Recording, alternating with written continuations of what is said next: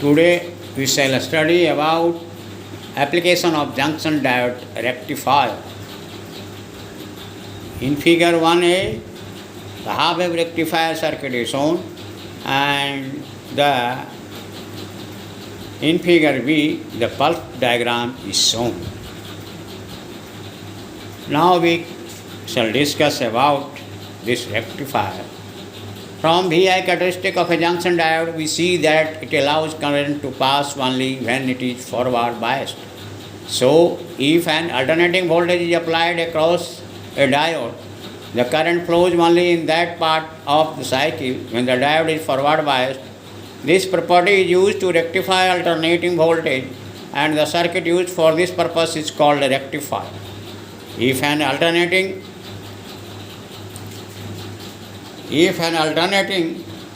voltage is applied across a diode in series,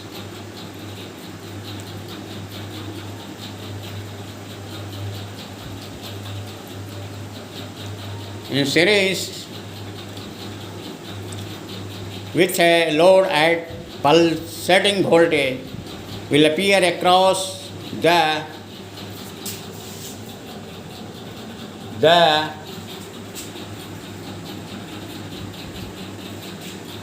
load only during the half cycle of the AC input, during which the diode is forward biased.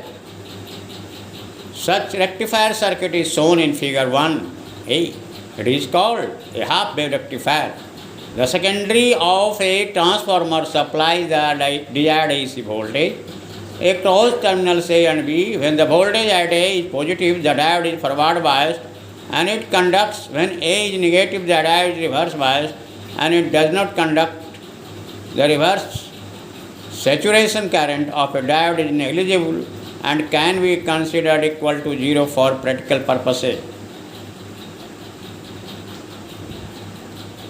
The reverse breakdown voltage of the diode must be sufficiently higher than the peak AC voltage at the secondary of the transformer to protect the diode from reverse breakdown.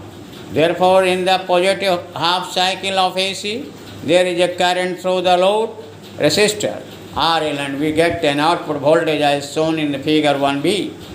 Whereas there is no current in the negative half cycle, in the next positive half cycle, again we get the output voltage. Thus, the output voltage, though still varying, is restricted to only one direction and is said to be rectified, since the rectified output of this circuit is only for half of input AC wave. It is called as half wave rectifier. The circuit using two diodes in figure 2b gives output rectified voltage corresponding to both the position as well as the negative half of the AC cycle. Hence, it is known as full wave rectifier.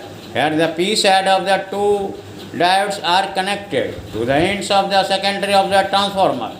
The end side of the diodes are connected together, and the output is taken between this common point of the diodes and the midpoint of the secondary of the transformer. So far, a full wave rectifier, the secondary of the transformer is provided with a center tapping, and so it is called center tap transformer.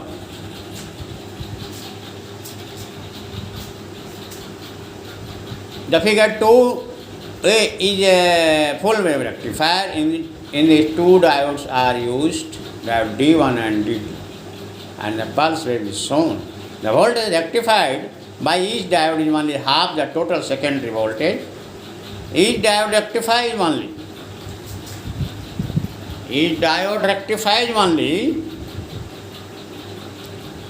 half the total secondary voltage.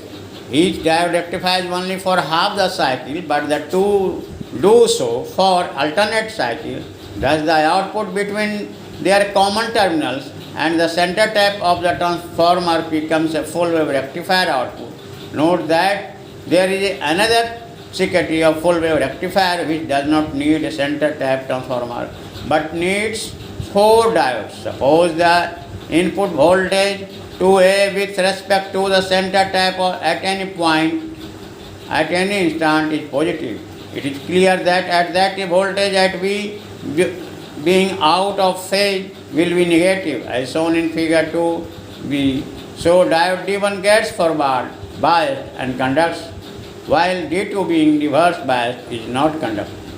Hence, during the positive half cycle, we get an output current and a output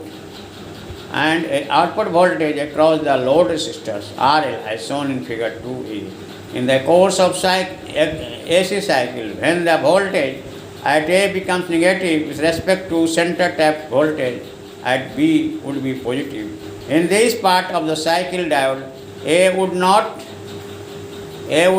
conduct, but diode D2 would giving an output current and output voltage across RL during the negative half cycle of the input AC.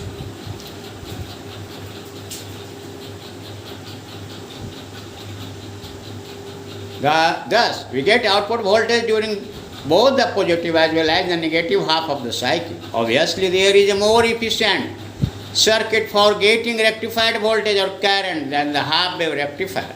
The rectified voltage is in the form of pulses of the shape of the half sinusoid. Though it is unidirectional,